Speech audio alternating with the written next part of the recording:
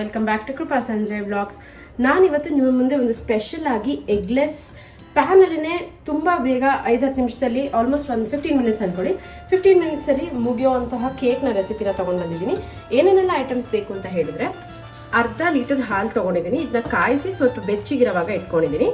And ಮತ್ತು fresh cream ತೊಗೊಂಡಿದ್ದೀನಿ, ಒಂದು ಸ್ವಲ್ಪ ಕಂಡೆನ್ಸ್ಡ್ ಮಿಲ್ಕ್, ಪೌಡರ್ಡ್ ಶುಗರ್, ಇದನ್ನ ಪೌಡರ್ ಮಾಡಿ ಇಟ್ಕೊಂಡಿದ್ದೀನಿ ಮನೇಲಿ ಇದ್ದಿದ್ದ ಸಕ್ಕರೆನ. ಇದು ಮೈದಾ ಹಿಟ್ಟು 1 ಕಪ್ ಅಷ್ಟು ಇಟ್ಕೊಂಡಿದ್ದೀನಿ. ಆ್ಯಂಡ್ 1 ಚಿಕ್ಕ ಟೀ ಸ್ಪೂನ್ ಅಷ್ಟು ಬೇಕಿಂಗ್ ಪೌಡರ್ ಮತ್ತು ಬೇಕಿಂಗ್ ಸೋಡಾ ಮತ್ತು ಕೋಕೋ ಪೌಡರ್ ಅರ್ಧ ಕಪ್ ಅಷ್ಟು. ಆ್ಯಂಡ್ ಹಾಲಿಗೆ ಸ್ವಲ್ಪ ವಿನೆಗರ್ನ ಆ್ಯಡ್ ಮಾಡ್ಕೊಬೇಕು, ಹಾಗಾಗಿ 2 ಚಮಚ ವಿನೆಗರ್. ಆ್ಯಂಡ್ ಮಾಡ್ತಿರೋದು ಪ್ಯಾನಲ್ಲಿ ಆಗಿರೋದ್ರಿಂದ ಇದರಲ್ಲಿ ಮಾಯ್ಸ್ಟ್ ಏನಿರುತ್ತೆ ಅದು ಹಂಗೆ ಉಳ್ಕೊಬೇಕು, ಹಾವಿ ಆಗಬಾರ್ದು. ಸೊ ಈ ಥರ ಪ್ಯಾನ್ ಲಿಡ್ ಮುಚ್ತೀವಲ್ವ, ಅದಕ್ಕೆ ಕವರ್ ಮಾಡ್ಕೊಳ್ಳೋಕ್ಕೆ ಫಾಯಿಲ್ ಪೇಪರ್. ಇದಿಷ್ಟೇ ಬೇಕಾಗಿರುವಂತಹ ಐಟಮ್. ಆ್ಯಂಡ್ ಅದ್ರ ಮೇಲ್ಗಡೆ ಕ್ರೀಮ್ ಲೇಯರ್ ಆಗೋದಕ್ಕೋಸ್ಕರ ಗನಾಶ್ ಮಾಡೋದಕ್ಕೆ ಡೈರಿ ಮಿಲ್ಕ್ ಚಾಕ್ಲೇಟ್ನ ತೊಗೊಂಡಿದ್ದೀನಿ ನಾನು. ಸೊ ಹೇಗೆ ಮಾಡೋದು ಅಂತ ನೋಡ್ಕೊಳ್ಳೋಣ ಬನ್ನಿ. ಸೊ ಫಸ್ಟಾಗಿ ಎಲ್ಲ ಇಂಗ್ರೀಡಿಯೆಂಟ್ನು ಇದರೊಳಗೆ ಹಾಕೊಬೇಕು. ನಾನು ಕಾಯಿಸಿಟ್ಟಿರುವಂತಹ ಅರ್ಧ ಲೋಟಕ್ಕಾಗೋಷ್ಟು ಹಾಲನ್ನ ಹಾಕೋತಾ ಇದ್ದೀನಿ.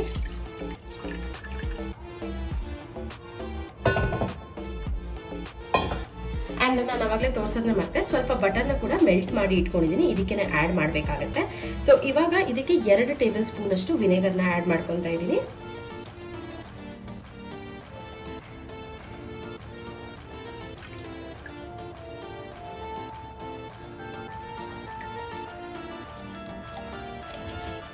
ಇವಾಗ ಒಂದು ಚಿಕ್ಕದಾಗಿ ಮಿಕ್ಸ್ ಕೊಡ್ತೀನಿ ವಿನೆಗರ್ ಹಾಕಿದ್ಮೇಲೆ. ನಂತರ ಇವಾಗ ಇದಕ್ಕೆ ಕಾಯಿಸಿಟ್ಕೊಂಡಿರುವಂತಹ ಒಂದಷ್ಟು ಬೆಣ್ಣೆ ಅಂತ ಅನ್ಕೊಳ್ಳೋಣ. ಸೊ ಇದನ್ನ ಕಾಯಿಸಿಟ್ಕೊಂಡಿದ್ದೀನಿ, ಇದನ್ನ ಆ್ಯಡ್ ಮಾಡ್ಕೊತಾ ಇದ್ದೀನಿ. ಮೆಲ್ಟೆಡ್ ಬಟರ್ನ ಆ್ಯಡ್ ಮಾಡಬೇಕು. ಆ್ಯಂಡ್ ಇದು ಅನ್ಸಾಲ್ಟೆಡ್. ಸೊ ಇವಾಗ ಇದಕ್ಕೆ ಒಂದೊಂದಾಗಿ ಪೌಡರ್ಗಳನ್ನ ಆ್ಯಡ್ ಮಾಡ್ಕೊಳ್ಬೇಕು. ಫಸ್ಟ್ ಆಗಿ ನಾನು ಒಂದು ಜಾಲರ ಇಟ್ಕೊಂಡಿದ್ದೀನಿ, ಸೊ ದಟ್ ಏನೇ ಲಮ್ಸ್ ಇದ್ರೂ ಇದರಲ್ಲೇ ಬೀಳತ್ತೆ ಅಂತ. ಆ್ಯಂಡ್ ಫೈನ್ ಪೌಡರ್ ಮಾತ್ರ ಕೆಳಗಡೆ ಬೀಳತ್ತೆ ಅಂತ. ಮೊದಲನೇದಾಗಿ ಮೈದಾ ಹಾಕೋತಾ ಇದ್ದೀನಿ, 1 ಕಪ್ ಅಷ್ಟು.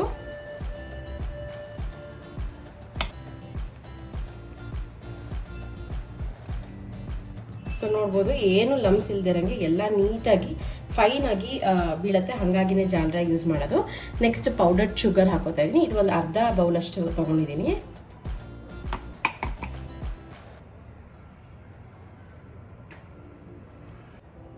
ಇವಾಗ ಇದಕ್ಕೇನೆ ಕೋಕೋ ಪೌಡರ್ನ ಕೂಡ ಆ್ಯಡ್ ಮಾಡ್ಕೊತೀನಿ. ನಾವು ಸಕ್ಕರೆ ಏನು ತೊಗೊಂಡಿರ್ತೀವಲ್ಲ ಅದರಲ್ಲಿ 1/4 ಭಾಗದಷ್ಟು ಕೋಕೋ ಪೌಡರ್ ಸಾಕು, ಜಾಸ್ತಿ ಬೇಡ, ಕಹಿ ಅಂಶ ಬರುತ್ತೆ. ಸೊ 1/4 ಭಾಗದಷ್ಟು ಕೋಕೋ ಪೌಡರ್ ತೊಗೊಂಡಿದ್ದೀನಿ. ಈಗ ಇದಕ್ಕೇನೆ ಬೇಕಿಂಗ್ ಪೌಡರ್ ಮತ್ತು ಬೇಕಿಂಗ್ ಸೋಡಾ ತೊಗೊಂಡಿದ್ವಲ್ಲ ಅದನ್ನ ಕೂಡ ಆ್ಯಡ್ ಮಾಡ್ತೀನಿ. ಸೊ ಇವಾಗ ಹಾಕೊಂಡಿರುವಂತಹ ಪುಡಿಗೆ ಫ್ರೆಶ್ ಕ್ರೀಮ್ನ ಆ್ಯಡ್ ಮಾಡ್ಕೊತಾ ಇದ್ದೀನಿ, ಒಂದು 1/4 ಬೌಲ್ ಅಷ್ಟು. ಎಲ್ಲಾನು ನೀವು ಯಾವ ಬೌಲ್ ತಗೊಂಡಿರ್ತೀರಲ್ಲ ಅದೇ ಅಳತದ ಅನುಸಾರಕ್ಕೆ ಹಾಕೋಬಹುದು.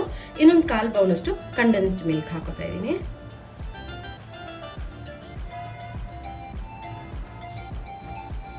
ಸೊ ಇವಾಗ ಬೇಕಾಗಿರುವಂಥ ಎಲ್ಲ ಐಟಮ್ಗಳನ್ನು ಆ್ಯಡ್ ಮಾಡ್ಕೊಂಡಾಯ್ತು. ಇವಾಗ ಚೆನ್ನಾಗಿ ಒಂದು ಮಿಕ್ಸ್ ಕೊಡೋಣ.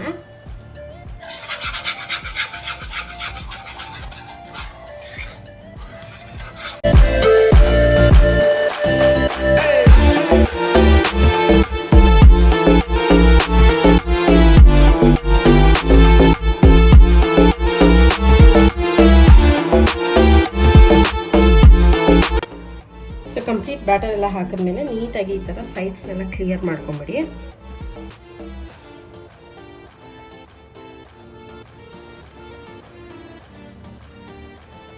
ಸೊ ನೋಡ್ಬೋದು, ಇವಾಗ ಕ್ಲೀನಾಗಿ ಮಿಕ್ಸ್ ಮಾಡಿ ಎತ್ತಿಟ್ಕೊಂಡಿದ್ದೀನಿ. ಆ್ಯಂಡ್ ಸೈಡ್ಸ್ ಎಲ್ಲ ಕ್ಲಿಯರ್ ಮಾಡಿದ್ದೀನಿ ಕೂಡ. ಇವಾಗ ಇದನ್ನು ಲೋಯೆಸ್ಟ್ ಫ್ಲೇಮ್, ಎಷ್ಟು ಲೋಯೆಸ್ಟ್ಗೆ ಆಗುತ್ತೆ ಅಷ್ಟು ಲೋಯೆಸ್ಟ್ಗೆ ಒಂದು 15 to 20 ಮಿನಿಟ್ಸ್ ಚೆನ್ನಾಗಿ ಬೇಕ್ ಮಾಡಬೇಕು. ಸೊ ಹೇಳ್ದಂಗೆ ನಾನ್ ಸ್ಟಿಕ್ ತವ ತೊಗೊಂಡಿದ್ವಿ. ಆ್ಯಂಡ್ ಆಲ್ಮೋಸ್ಟ್ ಒಂದು 15ರಿಂದ 20 ನಿಮಿಷ ಚೆನ್ನಾಗಿ ಬೇಕಾಗಬೇಕು. ಎಷ್ಟು ಲೋಯೆಸ್ಟ್ ಫ್ಲೇಮ್ ಆಗುತ್ತೆ ಅಷ್ಟು ಲೋಯೆಸ್ಟ್ ಫ್ಲೇಮ್ಗೆ ಇಟ್ಬಿಟ್ಟು ಒಂದು 15 ನಿಮಿಷ ಲಿಡ್ನ ಕ್ಲೋಸ್ ಮಾಡಬೇಕು. ಆ್ಯಂಡ್ ಲಿಡ್ಡಲ್ಲಿ ಈ ಥರ ಓಪನಿಂಗ್ ಇತ್ತಂತ ಆವಾಗಲೇ ಹೇಳ್ದಂಗೆ ಈ ಥರ ಫಾಯಿಲ್ ಪೇಪರಿಂದ ಕವರ್ ಮಾಡ್ಕೋಬೇಕು. ನೋಡ್ಬೋದು, ಇರುವಂಥ ಗ್ಯಾಪ್ನ ಈ ರೀತಿ ಫಿಲ್ ಮಾಡ್ಕೊಂಡಿದ್ದೀನಿ ಫಾಯಿಲ್ ಪೇಪರಲ್ಲಿ. ಇವಾಗ ಇದನ್ನ ಲಿಡ್ ಕ್ಲೋಸ್ ಮಾಡಿ ಹೇಳ್ದಂಗೆ 15 to 20 ಮಿನಿಟ್ಸ್ ಚೆನ್ನಾಗಿ ಬೇಕಾಗಕ್ಕೆ ಬಿಡಬೇಕು. ಆ್ಯಂಡ್ ಸಿ ಟು ದಟ್ ಆಚೆ ಈಚೆ ಯಾವ ಕಾರ್ನರ್ಸಿಂದನೂ ಗಾಳಿ ಹೋಗಬಾರ್ದು. ಇದು ಚೆನ್ನಾಗಿ ಲೋಯೆಸ್ಟ್ ಫ್ಲೇಮಲ್ಲಿ 15ರಿಂದ 20 ನಿಮಿಷ ಚೆನ್ನಾಗಿ ಬೇಕಾಗಬೇಕು. ನೋಡ್ಬೋದು ಇವಾಗ 15 ಮಿನಿಟ್ಸ್ ಆದಮೇಲೆ ತೆಗೆದಿಟ್ಕೊಂಡಿದ್ದೀನಿ.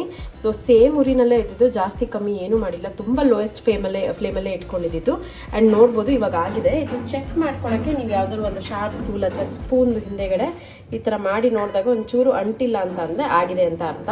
ಸೊ ಇದು ಇನ್ನೂ ಬಿಸಿ ಇರೋದ್ರಿಂದ ಸ್ವಲ್ಪ ಚೆನ್ನಾಗಿ ಆರಬೇಕು. ಆರಾದಮೇಲೆ ನೆಕ್ಸ್ಟ್ ಪ್ರಾಸೆಸ್. ಸೊ ಇದು ಆರ್ಕೊಳ್ಳಿ ಆರಾಮಾಗಿ. ಈಗ ಇದರಿಂದ ಇದಕ್ಕೆ ಟ್ರಾನ್ಸ್ಫರ್ ಮಾಡ್ಕೊಂಡಿದ್ದೀನಿ, ಆರ್ಲಿ ಅಂತ ಬಿಡ್ತಾ ಇದ್ದೀನಿ. ಆ್ಯಂಡ್ ನೋಡ್ಬೋದು ನಾನ್ ಸ್ಟಿಕ್ ಪ್ಯಾನ್ ಆಗಿರೋದ್ರಿಂದ ಅಡ್ವಾಂಟೇಜ್ ಈಸಿಯಾಗಿ ಬಂದುಬಿಡುತ್ತೆ ಒಂದು ಸ್ವಲ್ಪ ಆರಿದ ತಕ್ಷಣ. ಸೊ ನೆಕ್ಸ್ಟ್ ಪ್ರಾಸೆಸ್ನ ಇದು ಆರಾದಮೇಲೆ ತೋರಿಸ್ಕೊಡ್ತೀನಿ. ಇದ್ರ ಪಾಡಿಗೆ ಇದು ಡ್ರೈ ಆಗ್ತಾ ಇರಲಿ. ಆ ಟೈಮಲ್ಲಿ 2 ಸ್ಪೂನ್ ಸಕ್ಕರೆಗೆ ಒಂದು ಅರ್ಧ ಲೋಟದಷ್ಟು ಬಿಸಿನೀರನ್ನ ಹಾಕೊಂಡು ನೆನೆಯೋದಕ್ಕೆ ಬಿಡ್ತೀನಿ.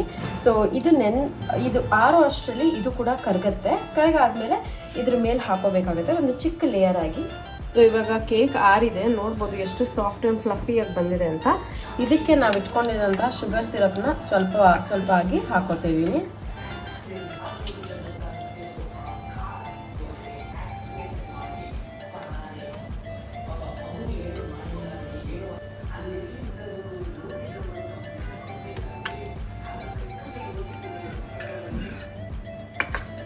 ಸೊ ಇವಾಗ ಶುಗರ್ ಸಿರಪ್ ಹಾಕಿದ್ಮೇಲೆ ಇನ್ನೊಂದು 10 ನಿಮಿಷ ಬಿಡೋಣ ಅದು ಹೀರ್ಕೊಳ್ಳೋದಕ್ಕೆ. ಸೊ ಇವಾಗ ಕೇಕ್ ರೆಡಿ ಆಗಿದೆ. ಇದಕ್ಕೆ ಶುಗರ್ ಸಿರಪ್ ಹಾಕಿದ್ದು ಕೂಡ ಆಗಿದೆ. ಸೊ ಇವಾಗ ಡಬಲ್ ಬಾಯ್ಲಿಂಗ್ ಟೆಕ್ನಿಕಲ್ಲಿ ಇದ್ರ ಮೇಲ್ಗಡೆ ಹಾಕಬೇಕಾಗಿರೋ ಗನಾಶ್ನ ರೆಡಿ ಮಾಡ್ಕೊತಾ ಇದ್ದೀನಿ. ಸೊ ಹೇಳ್ದಂಗೆ ಡೈರಿ ಮಿಲ್ಕ್ ರೆಡಿಮೇಡ್ ಚಾಕ್ಲೇಟ್ ತಗೊಂಡಿದ್ದೀನಿ, ಇದನ್ನ ಮೆಲ್ಟ್ ಮಾಡ್ಕೊಳ್ಳೋಣ.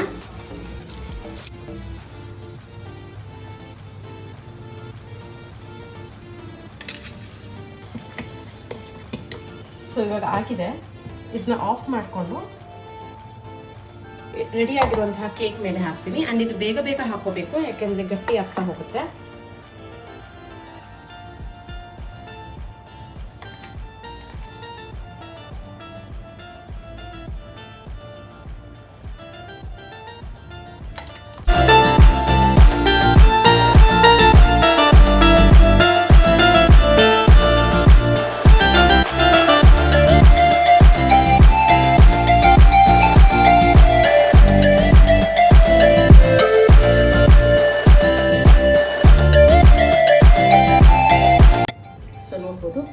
ಈ ರೀತಿ ಆ್ಯಡ್ ಮಾಡ್ಕೊಂಡಿದ್ದೀನಿ. ಇದು ಡ್ರೈ ಆಗೋಕ್ಕೂ ಮುಂಚೆನೇ ಸ್ಪ್ರಿಂಕಲ್ಸ್ ಅಥವಾ ಏನಾದರೂ ನೀವು ಯೂಸ್ ಮಾಡ್ಕೊಂಡಿದ್ರೆ ಡೆಕೋರೇಷನ್ಗೆ ಯೂಸ್ ಮಾಡ್ಕೊಳ್ಬೋದು.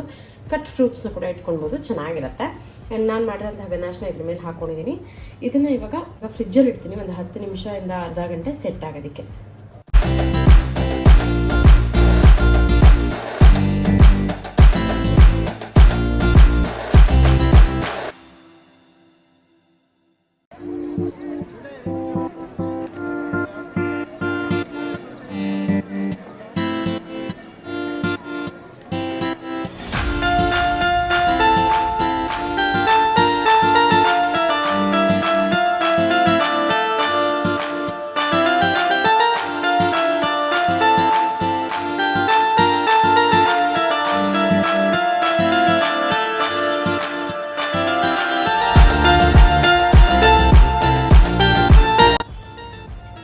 Yummy eggless very quick chocolate cake ready ಆಗಿದೆ. ಆ್ಯಂಡ್ ಈ ಚಾಕ್ಲೇಟ್ ಕೇಕ್ ನಾನು ಇವತ್ತು ನಾನು ಸ್ಪೆಷಲ್ ಆಗಿ ನನ್ನ ಮಗಳಿಗೋಸ್ಕರ ಮಾಡಿರೋದು, ಅವಳ ಬರ್ತ್ಡೇಗೋಸ್ಕರ ಮಾಡಿರೋದು. ಸೊ ಹೀಗೆ ಬಂದಿದೆ ಔಟ್ಕಮ್. ಕೇಕ್ ಕಟ್ ಮಾಡಿದ್ಮೇಲೆ ಅದ್ರ ಮಾಯ್ಸ್ಟ್ ಹೆಂಗಿದೆ, ಒಳಗಡೆ ಎಲ್ಲ ಹೇಗೆ ನೀಟಾಗಿ ಬೇಕಾಗಿದೆ ಎಲ್ಲಾನು ತೋರಿಸ್ತೀನಿ. ಸೊ ಇದಾಗಿದೆ ಫೈನಲ್ ಲುಕ್.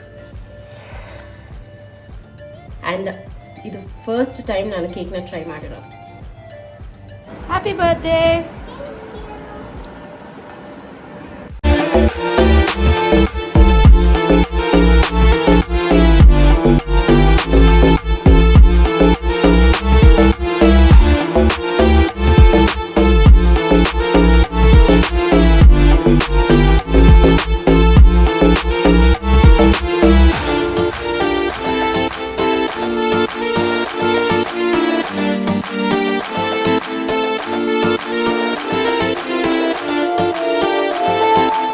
ನೋಡ್ಬೋದು ಎಷ್ಟು ಮಾಯಿಸ್ಟ್ ಆಗಿದೆ, ಒಳಗಡೆ ಎಷ್ಟು ಚೆನ್ನಾಗಾಗಿದೆ, ಸೂಪರ್ಬ್ ಆಗಿದೆ ಮಾತ್ರ. ಮನೆಯಲ್ಲಿ ನೀವು ಕೂಡ ಟ್ರೈ ಮಾಡಿ, ಹೇಗಿತ್ತು ಅಂತ ಕಮೆಂಟ್ ಮುಖಾಂತರ ತಿಳಿಸಿ ಅಂತ ಹೇಳ್ತಾ ಈ ಎಗ್ಲೆಸ್ ಕೇಕ್ನ ರೆಸಿಪಿ ಕೂಡ ಇವತ್ತು ಮುಗಿಸ್ತಾ ಇದ್ದೀನಿ.